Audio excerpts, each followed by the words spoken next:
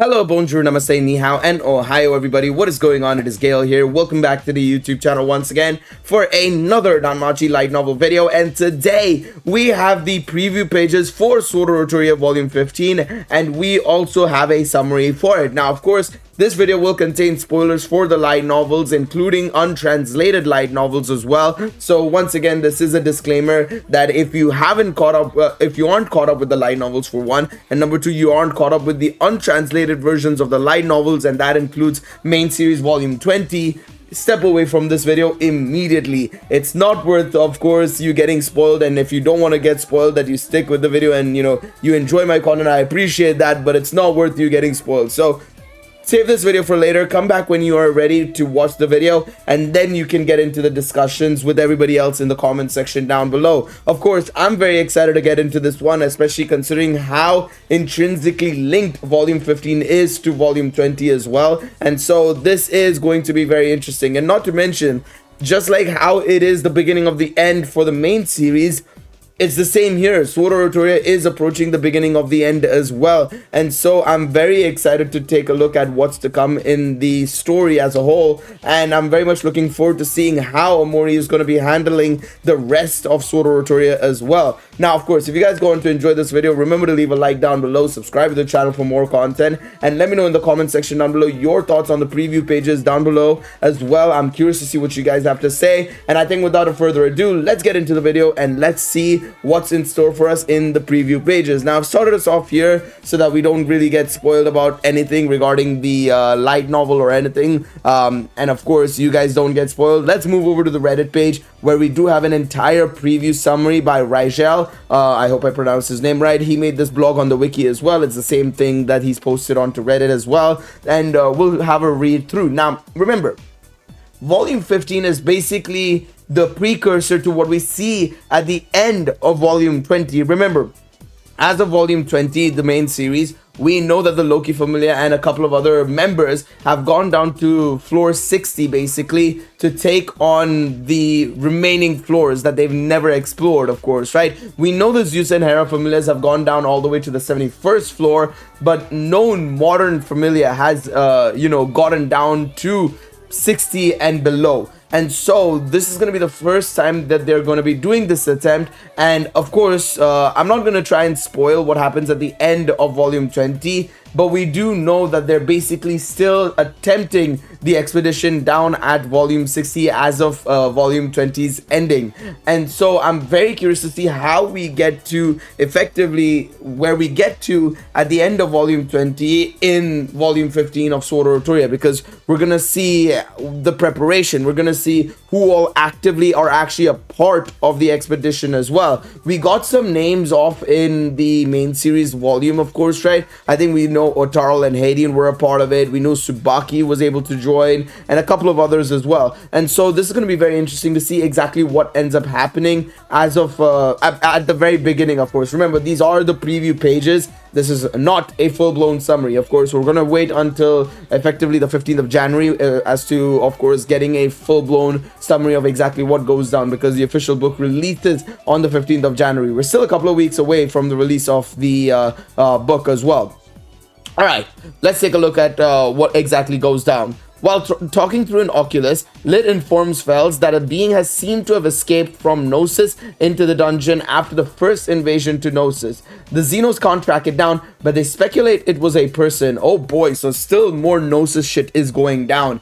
I do wonder who it could be. I mean, who could it be? I mean, there's a good chance that they could have... Oh man, a person seems to have escaped from Gnosis. A person. I don't know who it could be, to be honest. If it's a person, I mean, as of the invasion of Gnosis, realistically, the only real individuals left basically was at the time of the big fight, right? You had the demi spirits and everything, that everybody was trying to take down and fight off against, right? But then you obviously had Ice versus Revis, Philvis versus Lafia, Bet and Co. And then of course you had Loki basically chatting down Enyo. Enyo and Philvis, I think, are impossible in my opinion. Revis, well, we did see Ice take her down, so I mean, there is a possibility. It's going to be very interesting. I don't know who this could be. Let me know in the comments. Who do you think it could be? I mean, they could do something with Revis and say it could still be Revis, but I don't know. Let's see. Let's keep an eye out here. After finishing their talk, it is revealed Fels is in a location of the guild where only high-ranking guild members or people with higher authority can access.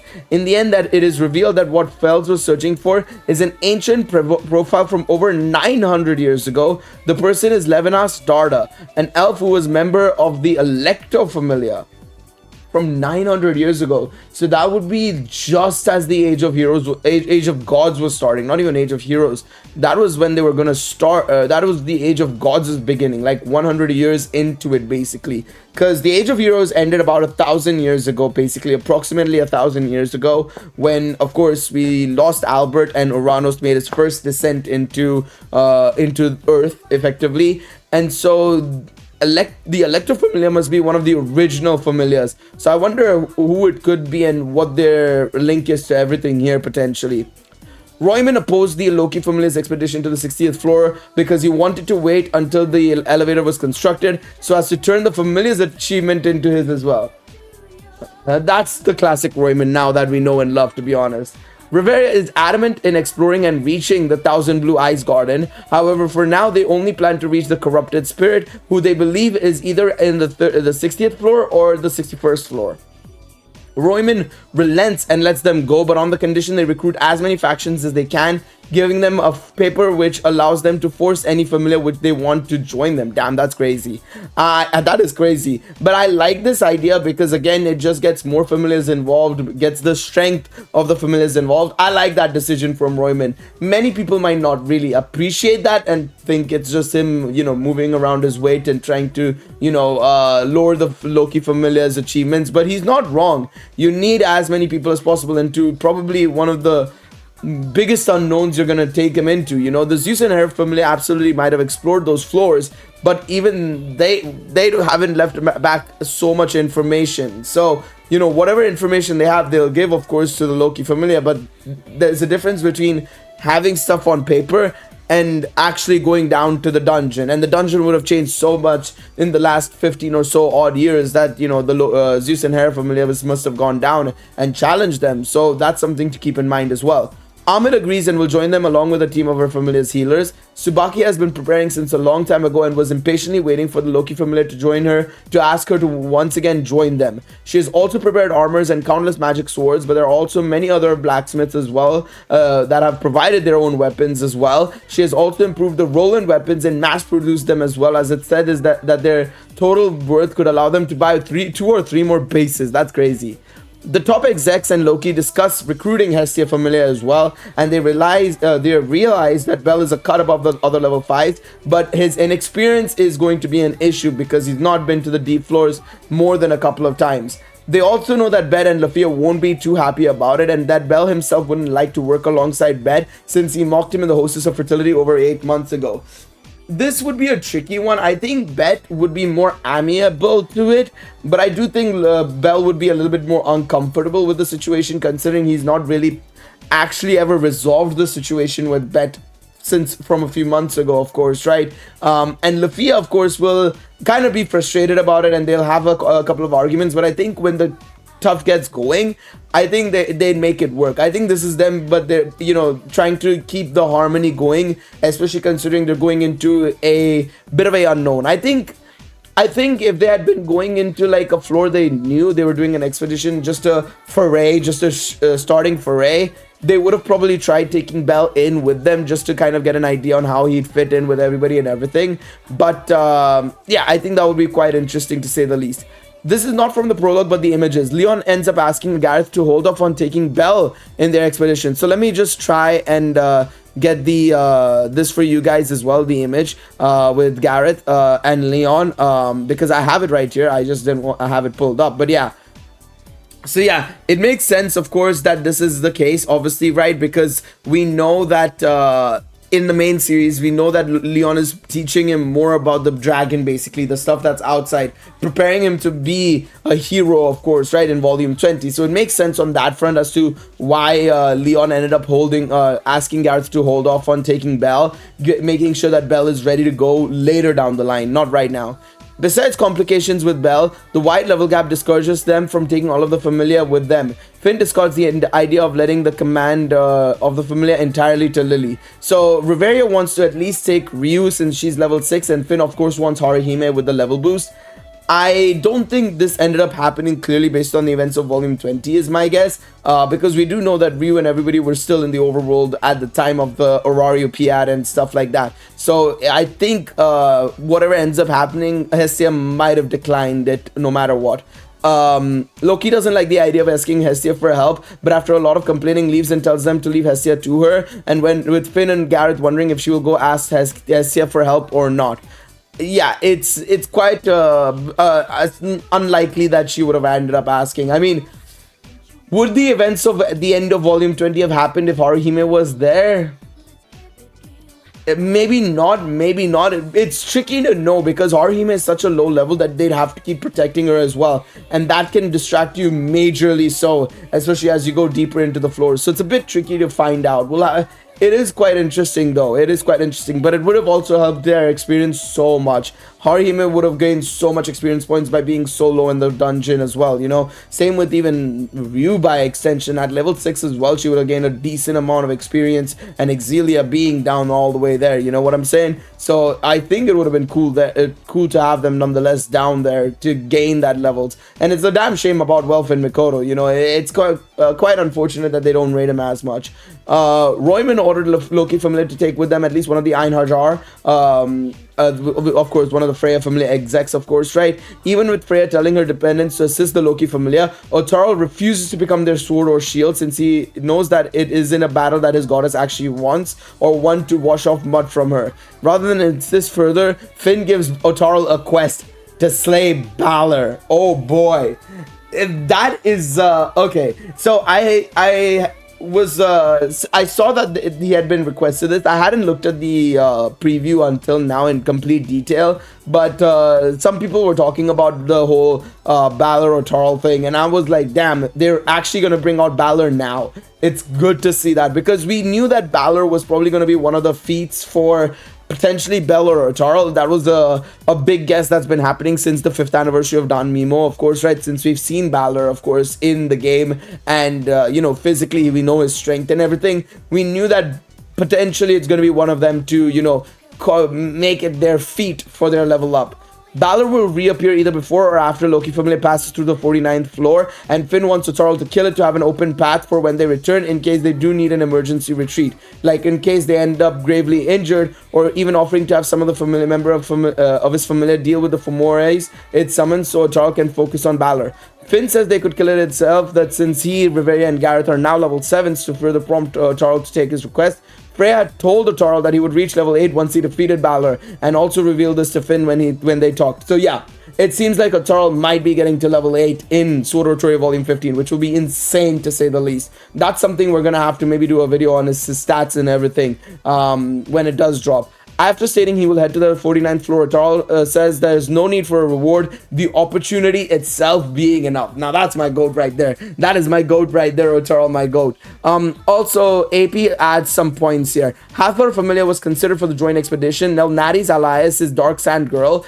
Okay, interesting. But as revealed in DM20, they won't be in the joint expedition. I think they'll be part of the rescue team in the next volumes, especially since Lena is in the familia. The volume gives us more info on who the other powerhouses are in Orario are, so looking forward to the whole volume. You know, absolutely, it's going to be very interesting, because Nel Nadi, the Hathor Familia lady, is, I think, if I'm not mistaken, she's the mage that got up to level 5 and is considered as one of the strongest mages in Orario, so that's something to keep in mind. Finn has said he's fine with lower level people if they've experienced the deep floors a few times before, so that means Ahmed has been in the deep floors before, because remember, Ahmed is also a very low level character. Ahmed's only like level 2 as well, so yeah. The only one confirmed that have leveled up after the Freya War Games were Nelnati and some Berbera members, including Samira and Lena. So both of them leveled up as well. Okay. I wonder what Nelnati did that earned her rank up. Seems like she's the only level 5 in the Familia, because if there were more, they would have already been mentioned. She's probably the captain since she's been with Hathor since the Zeus and Hera era. Alright, that's quite interesting to say the least. We knew that Hathor had a couple of level 4s as well. But yeah, it's quite interesting to say the least, of course, right? But let me know what you guys think in the comment section down below. I'm curious to see what you guys have to say in regards to this entire situation, of course, right? With the situation. I know some people will be disappointed about Bell not being a part of this expedition or considered it because of the inexperience, but it's the goddamn truth. The dude has only been around for 8 months. Dog's gonna have pure strength. He's not gonna have the knowledge of the dungeon as like a lot of the other people have. I'm sorry, but a lot of people may be a little bit disappointed about it. But anyways, he's gonna be involved in the next volume anyways as part of the rescue team as well. So I don't think it matters too much. In the grand scheme of things, he ends up going down there anyways. But I do understand people will be a little bit disappointed with it, but that's just how it is. He's 8 months into his adventuring. The man's barely been in the deep floors that much either. So I think it's fair that they didn't recruit him. It makes a lot of sense in my opinion. Again, this is more on Amori if you want to blame him in terms of the timeline and everything. Maybe if this was like 2 or 3 years down the line and Bell had more experience in the dungeon, then this wouldn't even be a question, to be honest. Let's be real, right? But then things would be entirely different as well. But let me know what you guys think in the comment section down below. I'm curious to see what you guys have to say in regards to this entire situation and all the and the entire preview page of Sword Oratoria Volume 15.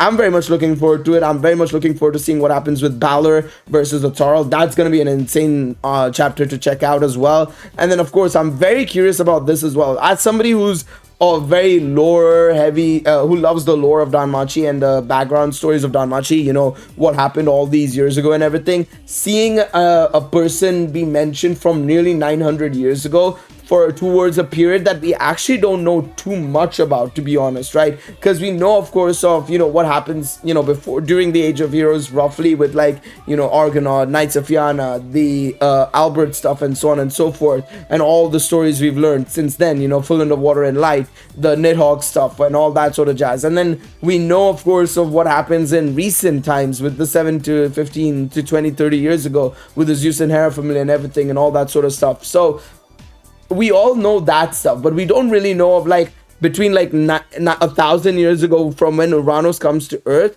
to like 30 years ago. Basically, we don't know anything that happens during that period that much. So it's good to see some potentially stuff coming up in Sword Oratoria regarding that as well. But let me know what you guys think in the comment section down below. I'm curious to see what you guys have to say. Thank you guys so much for watching this video. Leave a like, subscribe to the channel for more content, and let me know your thoughts in the comment section down below. Thank you guys so much for watching. I'll see you guys in the next one. Take it easy, everybody. Bye bye.